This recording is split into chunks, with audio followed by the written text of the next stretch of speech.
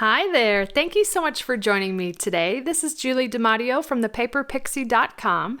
I'm an independent Stampin' Up! Demonstrator in the US, and in this video tutorial, I'm going to show you how to make this adorable St. Patrick's Day themed shadow box, sized to fit 4 Andes mints. How cute is this box? I want to give a shout out to my friend Candy Ford at stampcandy.net. She shared a very similar shadow box. Hers was sized to fit 5 Andes mints, and I decided to pixify it to fit 4, and I just love how this turned out. This can obviously be adapted for so many different occasions.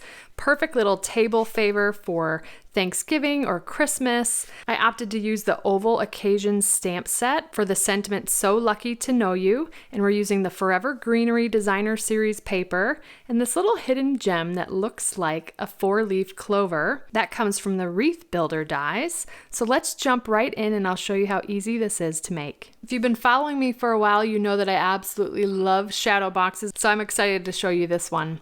We're using a piece of shaded spruce that measures 7.5 inches by 8 inches. I'm going to go ahead and score this on all 4 sides at 1/2 inch,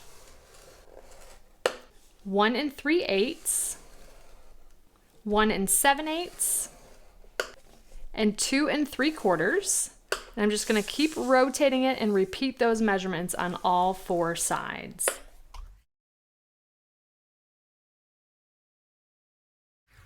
I'm going to rotate this back to the short side, and along the short side, which is the 7.5 inch side, we're going to make 2 short score lines only down to the 2nd horizontal score line. And that's going to be at 3 1/4, stopping at that 2nd horizontal score line, and 4 1/4. I'm going to show you that on camera there. So that's down to that 2nd horizontal score line. Then I'm going to rotate this 180, so to the other 7.5 inch side, and repeat 3 1/4, stop at the 2nd score line, 4 1/4, stop at the 2nd score line. Now I'm going to rotate it to the 8 inch side, and we're going to make short score lines as well, but we're going to go down to the 4th score line, and we're going to do that at 2 1/4 and 5 3/4. Again, short down to that 4th horizontal score line. Rotate this 180, and we'll repeat the same thing, 2 1/4 and 5 3/4. Now those short score lines are going to help us with cutting guides so we can put this shadow box together. Next, I'm going to fold and burnish on all the score lines that go all the way across the cardstock.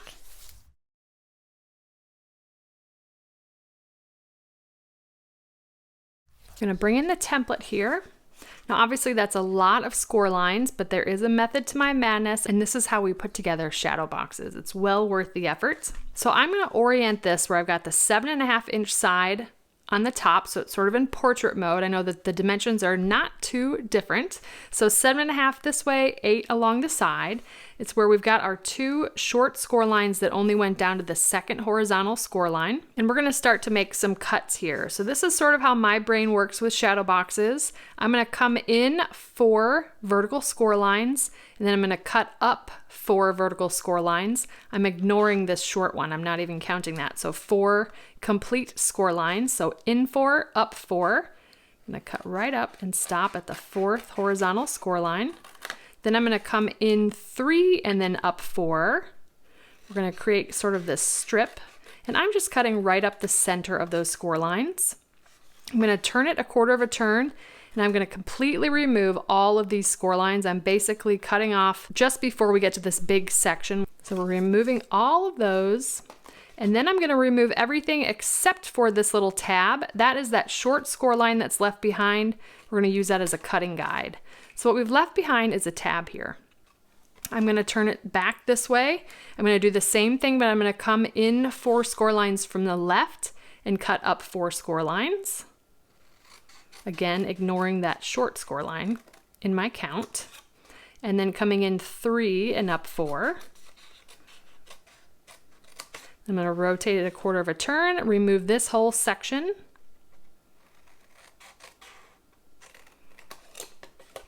And then just cut right at that short score line, leaving behind a tab there, okay? Now I've got these 2 short score lines that only go up to the 2nd horizontal. I'm going to cut up each of those. And now we're going to create that quintessential sort of shadow box frame shape. I'm going to turn it this way. We've released those two sections, and I'm going to come down one horizontal score line from where we cut or where we stopped the cut. So come down a score line. Starting at that score line, I'm going to cut up at an angle to the bottom of the cut. And what that's going to do is remove this section and leave that little angle that's going to make it look like a frame. I like to flip the cardstock over because I'm right-handed. You can fold this out of the way if it helps you. Same thing, come down a horizontal score line from the end of that cut and cut on the angle from that score line to the bottom of the cut. And again, we just removed this piece. So then what we're left with, let me turn it back like this. We've got this section, we've got those angle cuts, and then we've got our tabs. We'll come back and miter cut those tabs all at once. I'm going to rotate this 180 and we're going to repeat the same thing. It's easier for me to see the score lines on the back side, but now we've got it oriented this way. I'm going to again come in 4 score lines, cut up 4 score lines, and then come in 3 and up 4. Turn it a quarter of a turn, remove this whole section.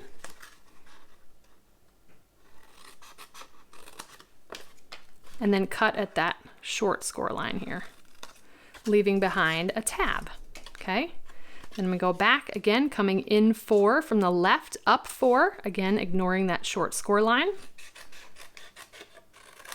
Coming in 3 and up 4. Turning it a quarter of a turn, removing this whole section. And then cutting at that short score line to leave behind a tab, okay? Turning it back this way, we're gonna cut up those 2 short score lines.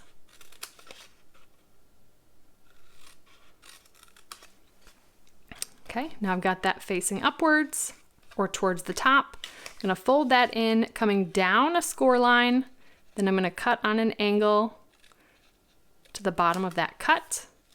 I'll flip it over, repeat the same motion, coming down a score line, cutting on an angle.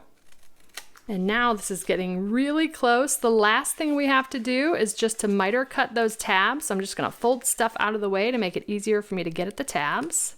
And I'm just gonna do a quick angle cut on those.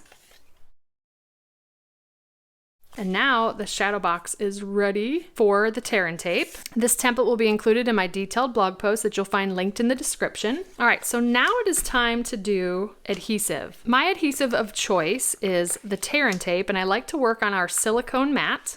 And I am just gonna run Terran tape along each of these outside sections, and I'm gonna line it up at the score line as opposed to the edge. And then I'm also going to do the same thing on the tabs, lining up to the score line. So I'm going to go ahead and do that, and I've got this little 6-inch metal ruler that's going to help me tear the tape. So I'll go ahead and do that, and then I'll show you once it's done.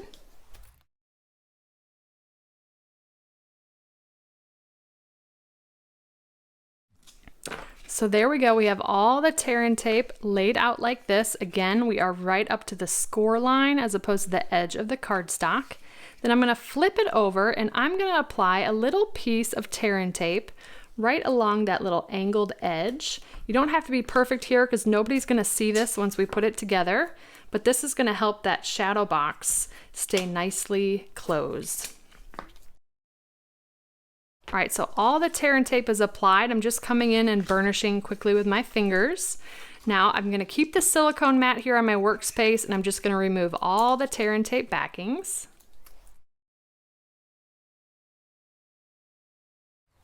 If you happen to have any Terran tape hanging over the edge, just fold it back on itself.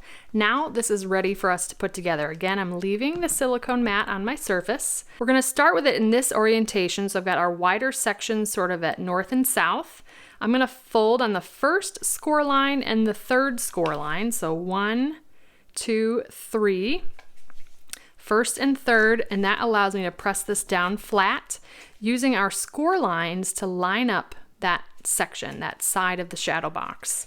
You can repeat the same thing on the opposite side. So first and third, and then folding that flat into place. See, it can be flat, and then using the score lines to square it up. Next, I'm going to come in and do these side tabs. So I'm lining up this cut edge with this score line and just starting to create the corners of our shadow box. I'm just going to work my way around to all the remaining tabs.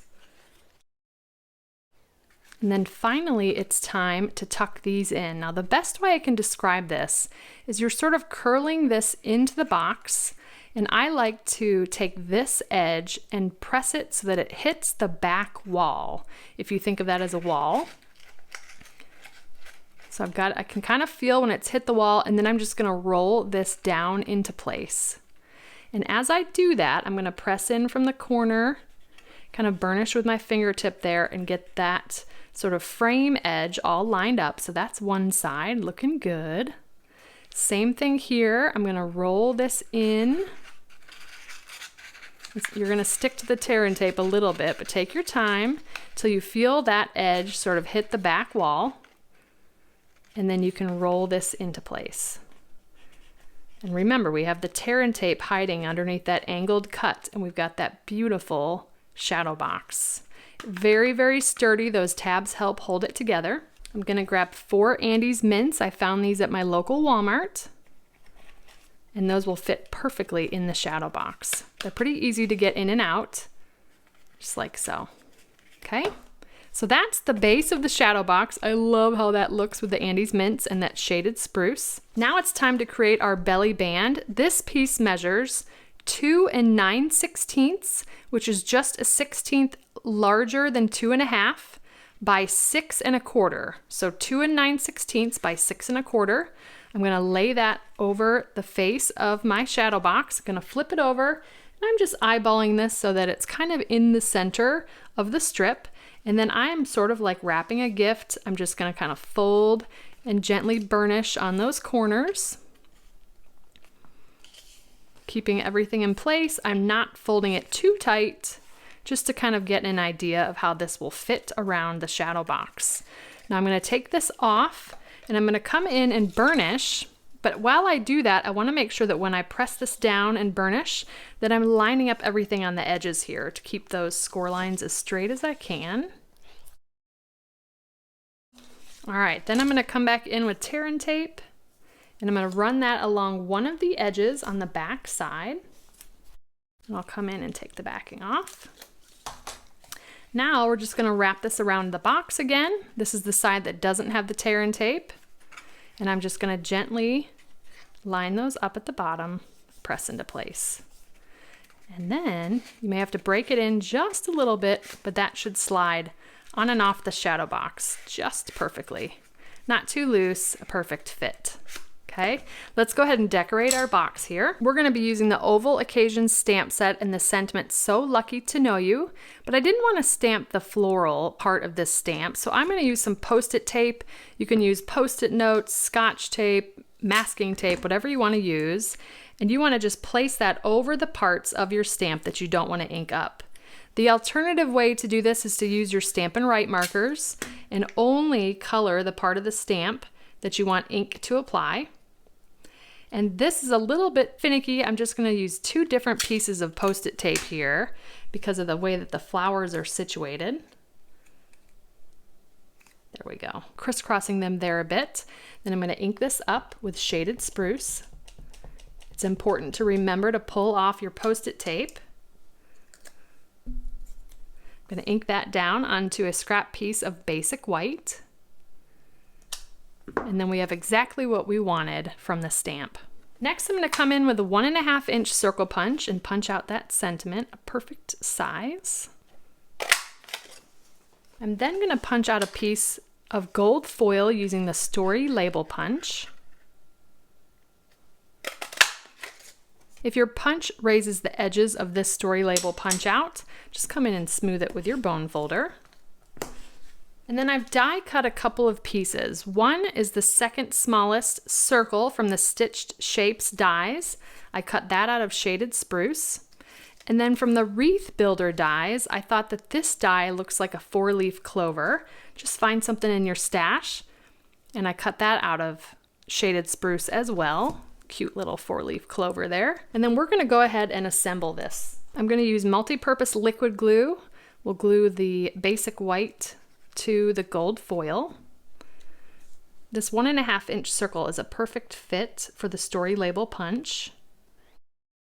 Then I'm going to layer this piece on top of the stitched shapes circle. It gives a nice little pop of color. I'm going to glue this whole piece to the belly band or the slider for our shadow box. Then I'm going to grab a dimensional, place that on the back of our shamrock. Sort of strategically, it's a perfect fit. And obviously you're going to see some of the dimensional peeking through the center of that. So then I'm just going to grab a small gilded gem for a little bit of bling and to hide that dimensional. So there we have our shadow box for Andy's Mints, St. Patrick's Day style. And I just love the way this looks. I can't wait to see your version of this box. So thank you so much for joining me today. If you enjoyed this video, please give me a thumbs up, subscribe to my channel, and hit that bell icon so you don't miss my next video. If you're interested in purchasing any of the Stampin' Up! Products I used today, they'll be linked in the description. And I'll also include a link to my detailed blog post with all project measurements, details, and a picture of the template. I'd love to have you come visit me at thepaperpixie.com, where I post projects every weekday to inspire you. And if you don't want to miss a thing, you can subscribe to receive blog updates via email, and you'll receive an email each time I publish a new post. You can shop with me anytime at thepaperpixie.com/shop. And if you're interested in a discount on your Stampin' Up! Purchases, the starter kit is the ultimate bundle, and it's a great way to fill your wish list for less. You can purchase the starter kit at thepaperpixie.com/join, and I'd love to welcome you to the Stampin' Up! Family and my team of Paper Pixies. If you don't already have a demonstrator and you'd like complimentary copies of our current catalogs, you can submit a catalog request at thepaperpixie.com/happymail. And if you give this project a try, I'd love to see what you made, so feel free to share it on social media with the hashtag #PaperPixie, and I'll be sure to check it out. Thanks again for watching. I hope you have a wonderful and blessed day. Take care. Bye.